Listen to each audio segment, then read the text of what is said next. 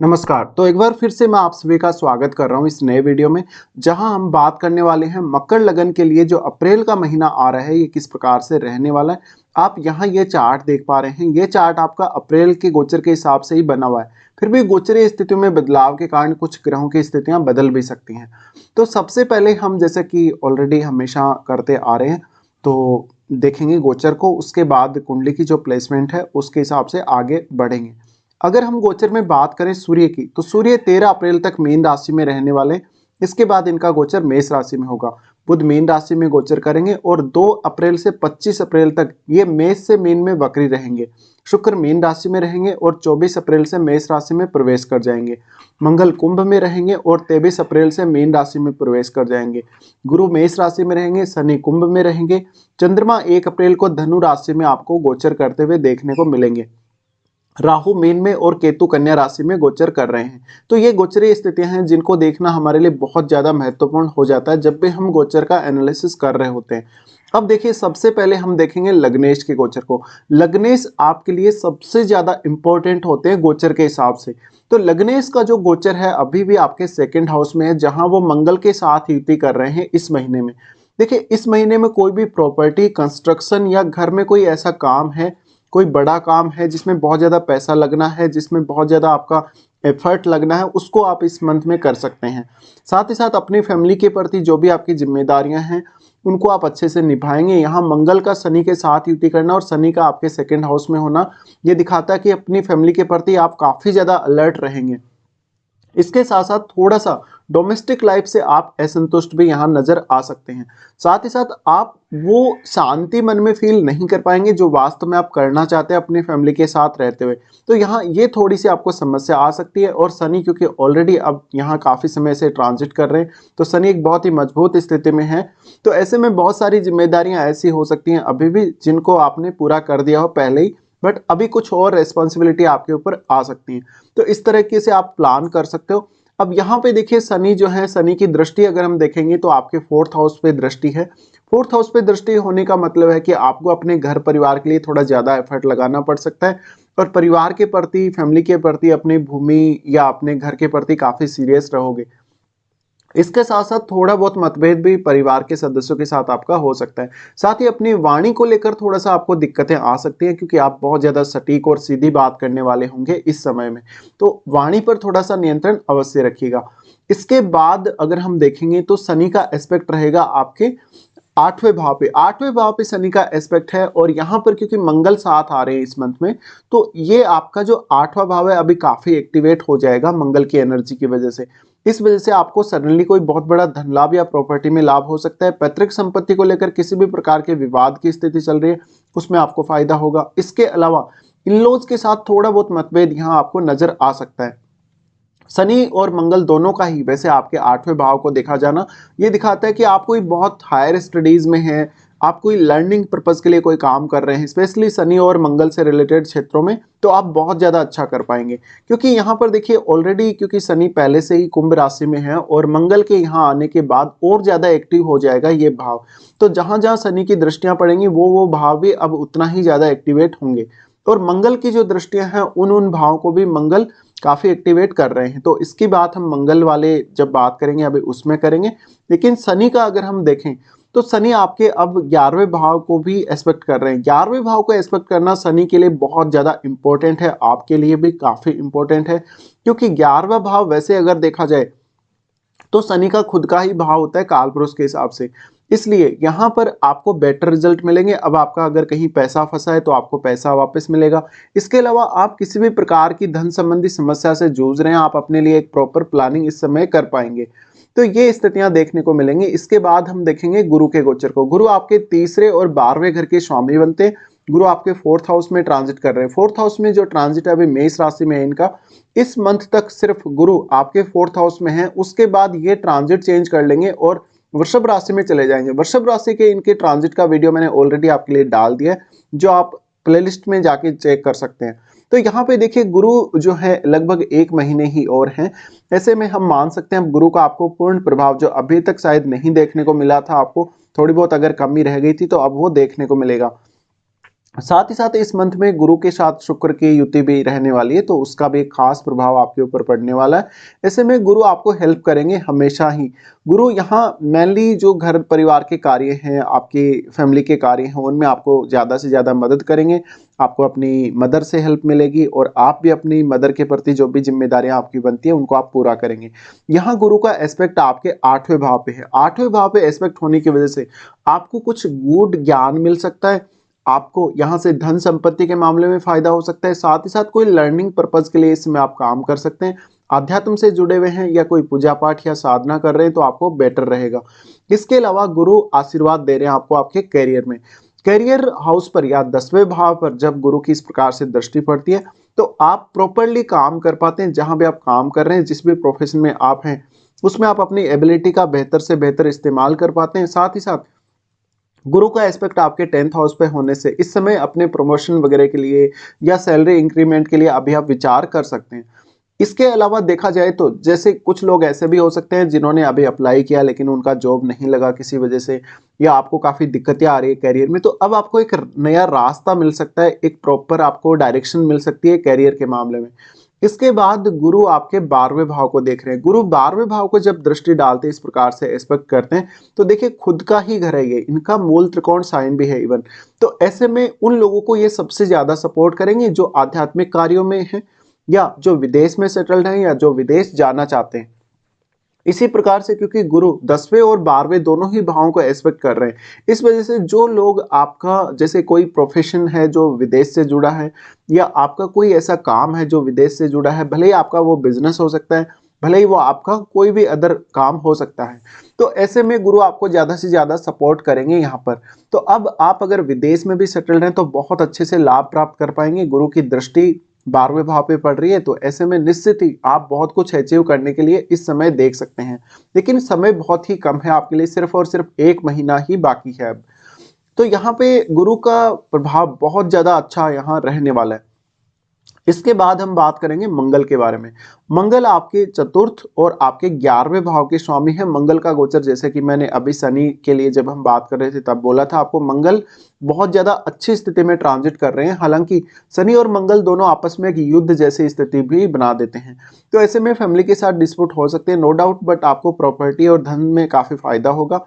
साथ ही साथ आप अपनी फैमिली को अनुशासन में काफी ज्यादा रखना चाहेंगे और अपनी वाणी का जो प्रभाव है थोड़ा सा आपका नेगेटिव रहेगा। इसके बारे में थोड़ा आपको विचार अवश्य करना चाहिए।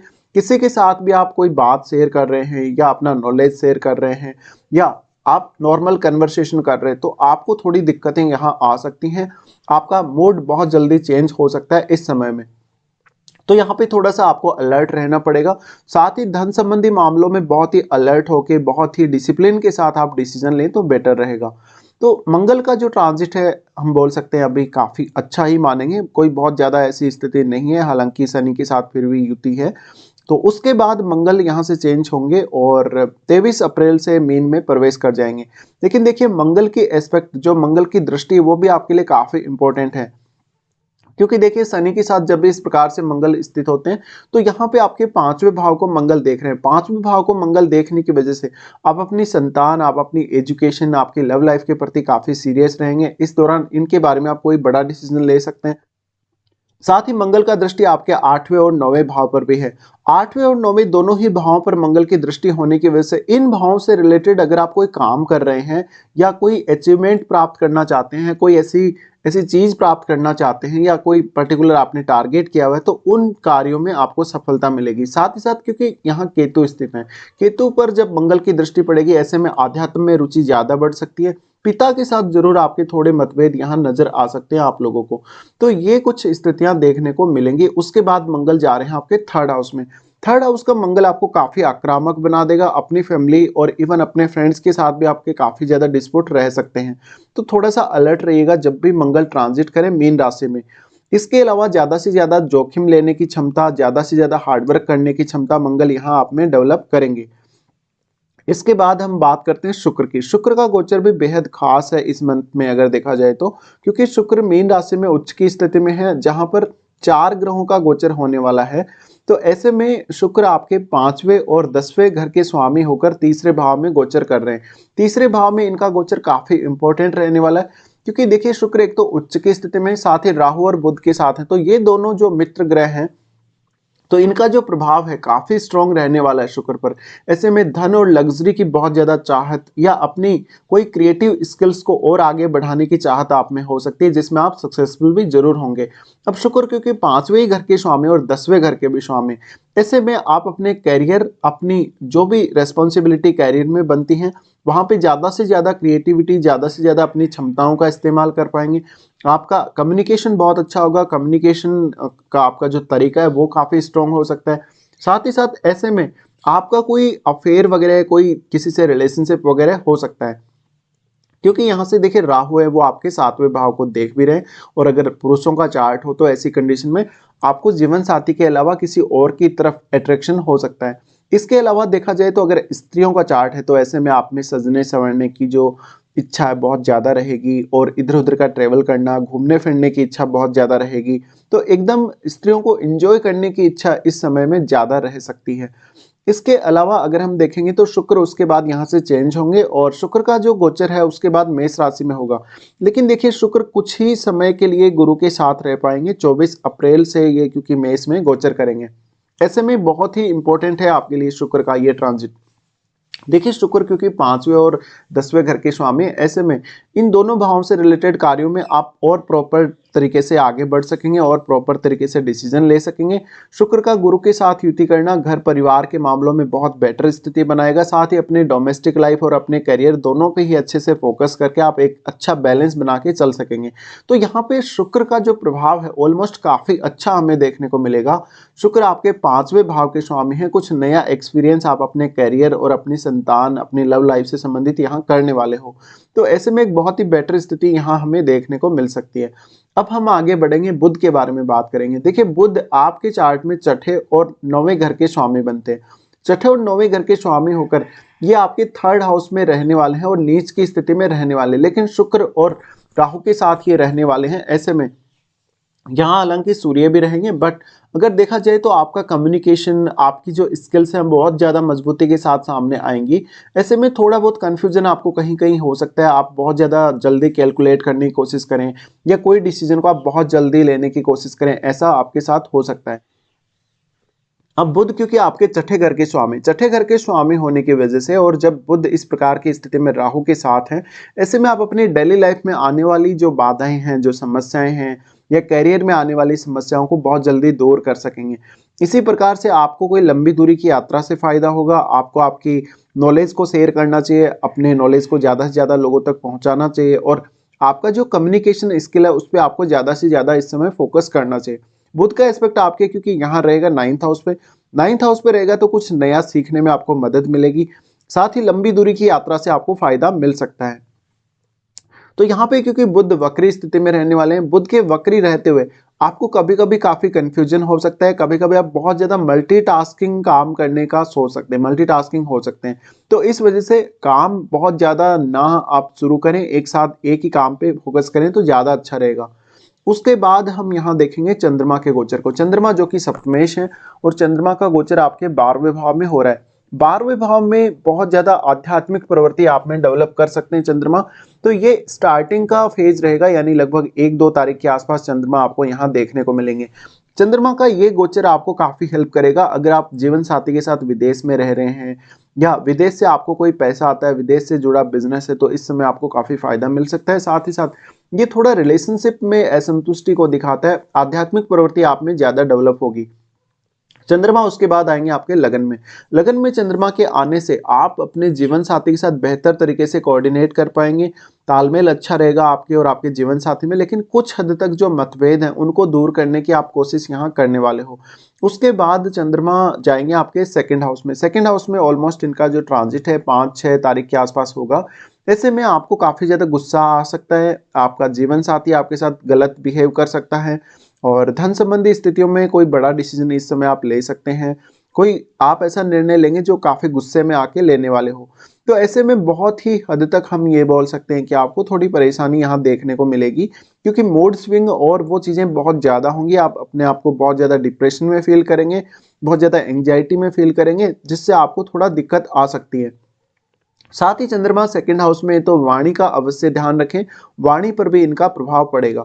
उसके बाद हम लेते हैं सूर्य को। सूर्य का गोचर बेहद खास है। देखिए सूर्य आपके तीसरे भाव और चौथे भाव दोनों में ही गोचर करने वाले हैं इस मंथ में। तो सूर्य का तीसरे भाव में ट्रांजिट है और तीसरे भाव में ट्रांजिट है तो इस समय आप ज्यादा से ज्यादा एफर्ट्स लगा सकते हो, मेहनत कर सकते हो। तो मेहनत करने का समय आपके लिए इस मंथ में है।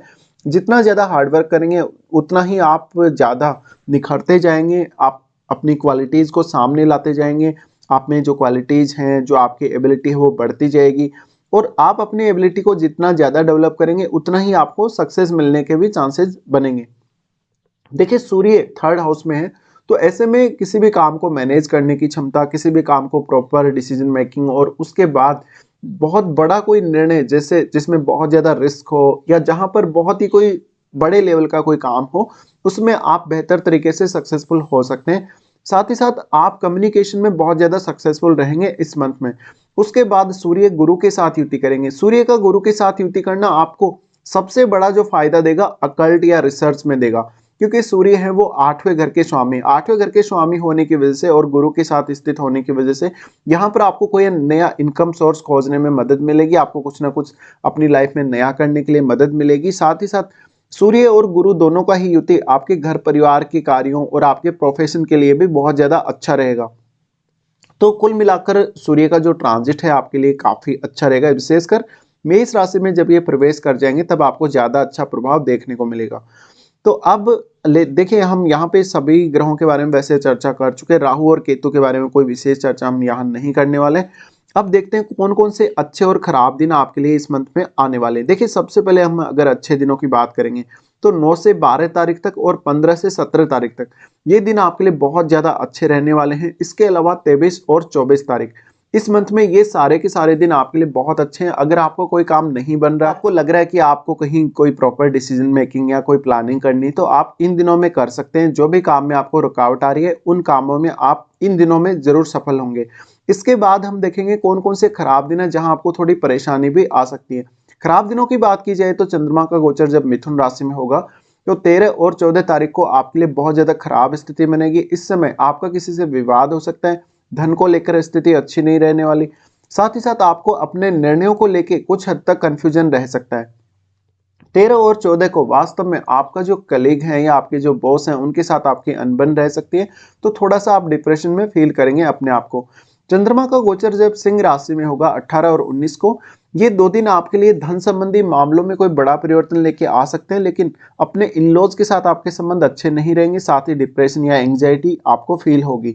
लेकिन कोई भी काम के लिए जब आप प्रॉपर प्लानिंग करेंगे तो आपका कॉन्फिडेंस काफी ज्यादा लूज होने के चांसेस हैं 18 और 19 को। इसके बाद चंद्रमा आपके धनु राशि में गोचर करेंगे 1, 2 और 28 और 29 तारीख को। तो ये 4 दिन, इन 4 दिनों में कोई भी आप डिसीजन मेकिंग ना करें तो ज्यादा बेहतर है। इन दिनों में आप कोई लंबी दूरी की यात्रा कर सकते हैं या कोई आध्यात्मिक कार्य कर सकते हैं।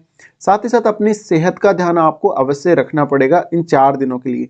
तो ये कुछ दिन है जहां पे आपको थोड़ी परेशानी भी सामने आ सकती है। तो फिलहाल हम पूरा डिस्कशन यहाँ कर चुके हैं। फिलहाल वीडियो देखने के लिए आप लोगों को धन्यवाद।